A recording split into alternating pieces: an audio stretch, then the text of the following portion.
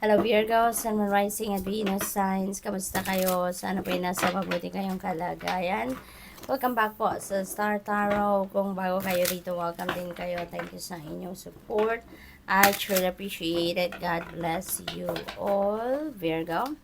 We have Three of Cups, and this is a celebratory energy. Baka meron kayong sa-celebrate dito ng mga accomplishments or achievements, or baka magkikita-kita kayo ng mga kaibigan ninyo, baka mayroong imbitasyon na paparating sa inyo dito, invitation from your friends, maaaring ganun. So definitely there are going to be social events or social gatherings na maaaring a-attendan ninyo at this time. We have 8 of Wands. Napakaganda. This is travel, Virgo. So, siguro may travel abroad kayo. May travel kayo dito na air travel, no? So, most likely, international yan. Pwede rin na domestic, no? Depende sa inyong sitwasyon. And this is a fast-moving energy. So, kung ano man ang inaasikaso ninyo so ngayon, things are going to speed up. Kung may mga delays kayo naranasan, experience, delays and blockages will be lifted also around this time, Virgo. So this is really good. There's going to be some kind of rapid change that's going to happen sa buhay ninyo, sa iba't ibang parte ng buhay ninyo sa ngayon. We have 5 of Swords in reverse. This is good, no? This is good. Kasi magkakaroon na kayo ng pagkakaayos, pagbabate ng kung sino man na medyo na meron kayong issue, no? With someone. Magkakaroon na kayo ng solusyon sa conflict. Magkakaroon na kayo ng reconciliation with these people or with this person kung meron man kayong hindi pagkakaintindihan. We have Ace of Pentacles, Virgo. Napakaganda. Maybe this is what you are praying for.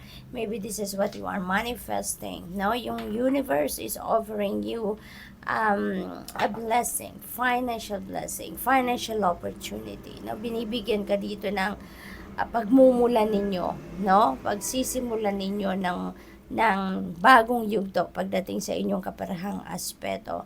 So this is a very prosperous and abundant energy din sa Ace of Pentacles. Kaya most likely, magsisimula kayo dito ng bagong trabaho, bagong pagkakakitaan, bagong investment, bagong source of income, something like that. No, maraming blessing and opportunities are coming your way dito pagdating sa inyong pagkakaperahan. This could be also a windfall of money. This could also be panalo, no, sa lottery, sa game of chance, mga ganon. So, good luck.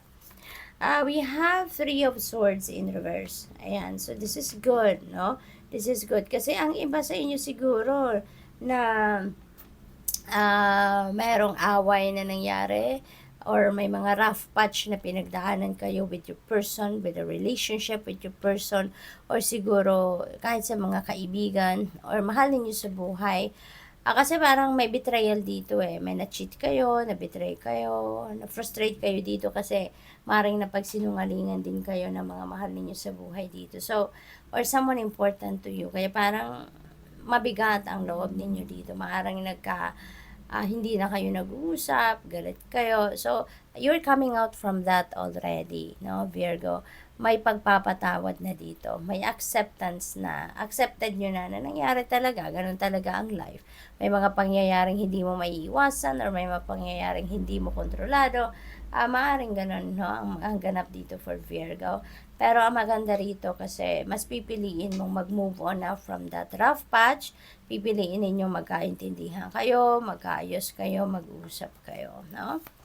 What else? We have the Tower energy. You're resisting change, Virgo. Merong mga napipintong pagbabago sa buhay ninyo. Merong mga changes dito that is about to happen or that is yung parang nandiyan na, no, magbabago na pero hindi ninyo to ina-acknowledge, hindi ninyo to tinatanggap, iniiwasan ninyo, kinokontra ninyo, so maaaring ganun ang ganap dyan, ano?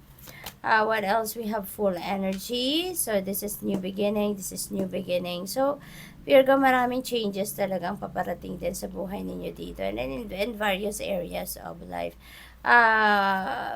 Eto, see the full energy, you're going to take risk. Kung ano man ang sisimulan ninyo or gusto ninyong simulan ngayon, hindi pa ninyo yan nagagawa before. no? So this is a new endeavor, new undertakings, bagong chapter ito sa buhay ninyo na gusto ninyong subukan. Possible din na mga bagay ito na gusto ninyong subukan gawin na um, hindi pa ninyo ito ginagawa even before kasi maaaring kailangan ninyo ditong lumabas sa inyong comfort zone for you to be able to embrace or for you to be able to do whatever this is. Pero ngayon, maglalakas ng loob kayo, you're ready to take risk, are ready to try something new, no, kahit hindi nyo pa alam exactly kung anong mga ganap dito sa buhay ninyo, you are ready to embrace it, no? So, good luck to that.